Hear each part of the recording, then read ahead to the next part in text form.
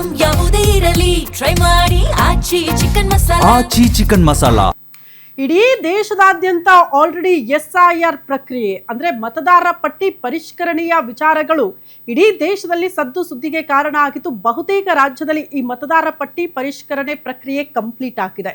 ನಮ್ಮ ರಾಜ್ಯದಲ್ಲಿ ಇವತ್ತಿನಿಂದ ಪ್ರಾರಂಭ ಆಗ್ತಾ ಇದೆ. ಅಧಿಕೃತವಾಗಿ ಅಧಿಕಾರಿಗಳು ಮನೆ ಮನೆಗೆ ತೆರಳಿ ಮತದಾರರ ಬಗ್ಗೆ ಮಾಹಿತಿಯನ್ನು ಕಲೆ ಹಾಕ್ತಿದ್ದಾರೆ. ಇವತ್ತಿನಿಂದ ರಾಜ್ಯದಲ್ಲಿ ಮತಪಟ್ಟಿಯ ಪರಿಷ್ಕರಣೆ, ಪ್ರತಿ ಮನೆ ಮನೆಗೆ ಭೇಟಿ ನೀಡಲಿದ್ದಾರೆ ಮತಗಟ್ಟೆ ಅಧಿಕಾರಿಗಳು. ಮನೆ ಮನೆಗೆ ಹೋಗಿ ಮಾಹಿತಿಯನ್ನ ಸಂಗ್ರಹ ಮಾಡಲಿದ್ದಾರೆ ಅಧಿಕಾರಿಗಳು. ಕಾಂಗ್ರೆಸ್ಗೆ ಆತಂಕ, ಎಲ್ಲಿ ಮತದಾರನ ಕೈ ಬಿಟ್ಟು ಬಿಡ್ತಾರೆ ಅಂತ ಮನೆಗಳಿಗೆ ತೆರಳಿ ನಮೂನೆ ಪತ್ರ ನೀಡಿ ಭರ್ತಿ ಮಾಡಿಸ್ಕೊಳ್ತಿದ್ದಾರಂತೆ ಅಧಿಕಾರಿಗಳು. ಈ ವೇಳೆ ಹೊಸ ಹೆಸರು ಸೇರ್ಪಡೆ ಮಾಡಿಕೊಡ್ತಾರೆ ಆಫೀಸರ್ಸ್. 18 ವರ್ಷ ತುಂಬಿರೋರೆಲ್ಲ ವೋಟ್ ಮಾಡೋದಕ್ಕೆ ಅರ್ಹರಾಗ್ತಾರೆ. ಹಾಗಾಗಿ ಅವರ ಹೆಸರುಗಳು ಕೂಡ ಸೇರ್ಪಡೆ ಆಗುತ್ತೆ. ಎರಡೆರಡು ಕಡೆ ಹೆಸರಿದ್ರೆ ಒಂದ್ ಕಡೆ ಡಿಲೀಟ್ ಮಾಡ್ತಾರೆ, ಒಂದ್ ಕಡೆ ಮಾತ್ರ ವೋಟ್ ಹಾಕೋದಕ್ಕೆ ಅವಕಾಶ ಮಾಡಿಕೊಡ್ತಾರೆ.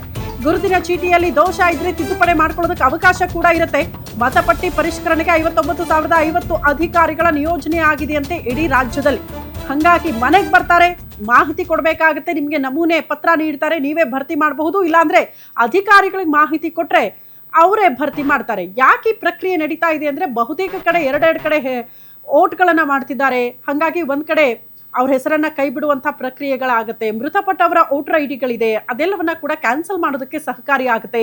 ಹೊಸದಾಗಿ ಯುವ ಸಮೂಹದವರು ಯಾರಾದ್ರೂ ಫಸ್ಟ್ ಟೈಮ್ ವೋಟ್ ಮಾಡೋದಕ್ಕೆ ನಿರ್ಧಾರ ಮಾಡಿರ್ತಾರಲ್ಲ, 18 ವರ್ಷ ತುಂಬಿರೋರು, ಅವರಿಗೆಲ್ಲ ಕೂಡ ವೋಟರ್ ಐಡಿಯನ್ನ ಕೊಡೋದಕ್ಕೂ ಕೂಡ ಈ SIR ಪ್ರಕ್ರಿಯೆ ಸಹಕಾರಿ ಆಗುತ್ತೆ ಅನ್ನೋ ಕಾರಣಕ್ಕೆ ಈ ಪ್ರಕ್ರಿಯೆ ರಾಜ್ಯದಲ್ಲೂ ಕೂಡ ಪ್ರಾರಂಭ ಆಗಿದೆ. ಈ ಬಗ್ಗೆ ಮತ್ತಷ್ಟು ಡೀಟೇಲ್ಸ್ ಅನ್ನ ಕೊಡ್ತಾ ಹೋಗ್ತಾರೆ ಮೆಟ್ರೋ ಬ್ಯೂರೋ ಚೀಫ್ ಉಲ್ಲಾಸ್ ನೇರ ಸಂಪರ್ಕದಲ್ಲಿ ಜಾಯಿನ್ ಆಗ್ತಿದ್ದಾರೆ. ಉಲ್ಲಾಸ್, ನಮ್ಮ ರಾಜ್ಯದಲ್ಲೂ ಕೂಡ ಮತದಾರರ ಪಟ್ಟಿ ಪರಿಷ್ಕರಣೆ ಪ್ರಕ್ರಿಯೆ ಇವತ್ತಿನಿಂದ ಅಧಿಕೃತವಾಗಿ ಪ್ರಾರಂಭ ಆಗ್ತಾ ಇದೆ.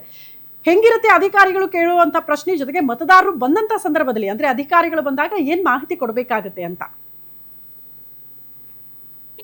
ಈಗ ಒಂದು ಪಶ್ಚಿಮ ಬಂಗಾಳದ ಬಳಿಕ ಇದೀಗ ಕರ್ನಾಟಕದಲ್ಲಿ SIR ಜಾರಿಯನ್ನ ಮಾಡುವಂತದ್ದು ಇವತ್ತಿಂದ ಅಧಿಕೃತವಾಗಿ ಚಾಲನೆ ಆಗತ್ತೆ ಇಡೀ ರಾಜ್ಯಾದ್ಯಂತ. ಅದು ಈ ಜುಲೈ 29ರವರೆಗೂ ಕೂಡ ಇರುತ್ತೆ.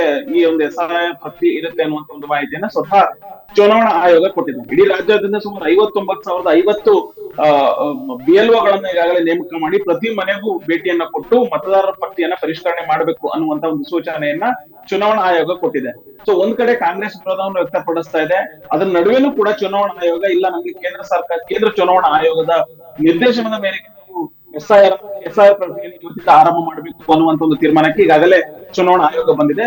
ಸೊ ಇದರಲ್ಲಿ ಪ್ರಮುಖವಾಗಿ ಇಡೀ ರಾಜ್ಯಾದ್ಯಂತ ಸುಮಾರು 5,07,79,810 ಮತದಾರರಿದ್ದಾರೆ.